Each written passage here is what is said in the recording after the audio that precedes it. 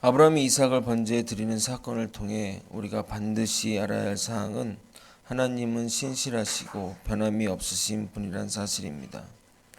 아브라함은 하나님의 약속과 명령이 상충되고 이율배반적인 상황에서 하나님은 항상 선하심으로 이 명령 안에 하나님의 계획이 있음을 믿고 따랐던 것입니다. 히브리서 저자는 구약의 믿음의 용사들의 믿음의 사건을 이렇게 분석하고 해석해 주고 있습니다. 그래서 히브리서를 구약의 주석서라고 말하기도 합니다. 제가 어제 하나님의 명령임에도 따르지 말라고 해서 오해가 생길 것 같아 조금 더 자세히 말씀드리고자 합니다. 가끔 하나님의 음성을 듣는다고 하면서 자식이 병이 들었는데도 병원에 안 가서 아이를 위태롭게 하는 경우를 우리는 신문지상에서 보게 됩니다. 아브라함은 자신의 삶에서 수많은 하나님의 돌보심을 보았고 그는 하나님의 사자들의 메시지를 받았으며 하나님이 현현하여 약속하시고 보증하신 자입니다. 그러기에 그의 자식을 바치라는 하나님의 명령은 하나님이 명하신 것이 맞습니다.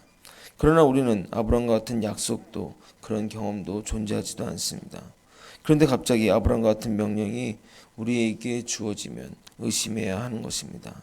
정말 하나님의 명령이 맞는지 아닌지를 말입니다. 그래서 약속이 없이는 명령에 따라서는 안 된다고 말한 것입니다. 아브라함도 믿습니다 하면서 무조건 따른 것이 아니라 철저한 고민과 묵상 가운데 내린 결론이고 그래서 신실하심과 전능하심이 무너지지 않는 길로 나아간 것입니다. 결과만 보면 하나님의 명령에 맹목적으로 따른 것으로 보일지라도 말입니다. 히브리서는 참 좋은 책이라는 생각이 이번 강의하면서 깨닫게 됩니다. 구약의 사건들을 하나하나 살피고 분석하여 깨달음을 주기 때문입니다. 저는 제가 강의하면서 은혜를 받는데 여러분은 어떤지 궁금합니다. 설교가 일방적이라 성도분들이 은혜를 받았는지 어떤지 몰라 고민될 때가 많습니다. 말씀을 전하고 나서 항상 혼자 생각하며 오늘 설교가 너무 어렵지 않나 혼자 자책하기도 합니다. 자주 의견을 표시해주면 좋을 것 같습니다. 17절에서 19절은 하나님의 약속을 근거로 한 부활에 대한 믿음으로 독생자 이삭을 제물로 바친 아브라함의 놀라운 믿음에 대해 언급했습니다. 그리고 이어지는 20절에서 22절은 하나님의 약속에 기초하여 미래를 내다보고 후손들을 축복한 이삭과 야곱과 요셉의 믿음에 대해 언급하고 있습니다. 먼저 이삭의 믿음을 보여주는 20절은 창세기 27장 28절에서 40절에 나오는 사건을 배경으로 합니다. 늙고 눈이 어두워진 이삭은 두 아들 야곱과 에서의 미래에 대해 축복했는데 이것은 이삭 개인의 직관에 의존하거나 희망사항을 말한 것이 아니라 믿음에 의존하였다는 것입니다. 우리가 주목해야 할 부분이 바로 이 부분입니다. 아들을 향한 이삭의 축복 행위가 믿음에 의한 것이라면 그 내용들은 하나님의 뜻과 관련된 것입니다. 눈으로 보면 이삭은 시력을 상실하여 모자의 속임수에 넘어가 잘못된 축복을 한 것이지만 그것이 하나님의 뜻이었다는 사실입니다. 야곱은 자신이 받아야 할 축복을 받은 것입니다. 이것이 신비입니다. 인간은 자신의 노력과 의지로 또는 얄팍한 속임수와 거짓으로 행동하지만 그 모든 것이 주님 안에 일어난 일이라는 겁니다. 물론 이것을 이렇게 해석하면 절대 안 됩니다. 내가 죄를 짓는 것도 하나님의 뜻으로 판단해서는 안 됩니다. 나중에 이 부분에 대해 강의반을 개설해 예정론 강의를 진행할 생각이지만 기독교의 진리는 예정론이지 운명론이 아닙니다. 나중에 이것에 대해 자세히 말씀드릴 기회가 있을 것입니다. 다시 본문으로 돌아와 하나님은 분명하게 이렇게 될 것을 자녀들이 태어나기 전에 미리 말씀하셨습니다. 창세기 25장 23절에 여호와께서 그에게 이르시되 두 국민이 내 태중에 있구나. 두 민족이 내 복중에서부터 나누이리라. 이 족속이 저 족속보다 강하겠고 큰 자가 어린 자를 섬기리라 하셨더라. 그러므로 야곱이 받아야 할 장자의 축복은 예정되어 있었던 것입니다. 이삭의 축복은 하나님이 하실 축복을 대신하여 한 겁니다. 그러기에 아직 일어난 일이 아니었기에 믿음으로 그에게 한 것입니다.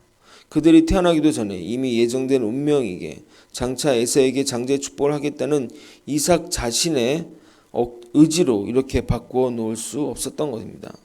즉 이삭은 하나님께서 자기의 아들들에게 복을 주실 것을 확신하고 그들을 위해 복을 빌어 주었습니다. 그러기에 이삭의 축복 행위가 그의 자유로운 생각과 의지가 아닌 하나님의 약속의 정하심에 근거를 두었다는 점입니다.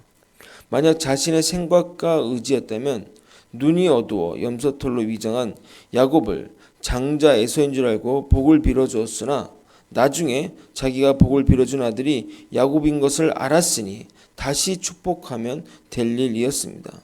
그러나 이삭은 다시 축복하지 않았습니다. 그때서야 이삭도 뒤늦게나마 하나님의 섭리임을 깨달았습니다. 그래서 이삭은 하나님이 작정하신 이러한 일을 결코 인위적으로 바꾸지 않았습니다. 그래서 에사가 눈물을 흘리며 간구하였으나 이미 야곱에게 해버린 축복들을 되돌릴 마음을 먹지 않았던 것이 이삭의 믿음이라는 히브리서 저자의 해석입니다. 물론 이삭이 그 아들들의 미래 성취될 믿음의 실체를 바라보면서 믿음으로 축복한 것이지만 더 큰 그의 믿음은 자기의 실수를 통해 하나님의 뜻이 성취된 것을 알고서 자기 큰 아들에게 에서에 대한 사랑의 마음을 따라 야곱에게 해준 축복을 되돌리지 않았다는 겁니다. 즉 인간의 정보다 하나님의 뜻을 따른 믿음의 행동인 것입니다.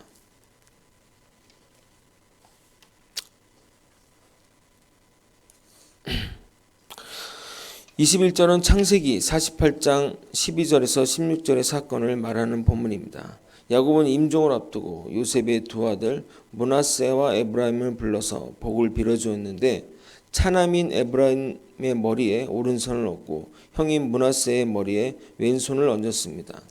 당시 히브리 사회에 동시에 두 사람에게 축복의 안수를 할 때는 최고의 축복은 오른손으로 하는 것이 관례였습니다. 따라서 야곱이 동생인 에브라임 머리에 손을 얹었다는 것은 야곱이 므낫세가 아닌 에브라임을 실질적인 장자로 간주했다는 것을 나타낸 겁니다. 그래서 요셉은 그 두 손을 바꾸려고 했으나 사실 그것은 하나님의 뜻을 쫓아 야곱이 믿음으로 취한 행동이었습니다. 야곱은 아버지 이삭이 그랬듯이 장차 성취될 믿음의 실체를 바라보면서 자기의 손자들인 므낫세와 에브라임을 각각 다르게 축복하였습니다.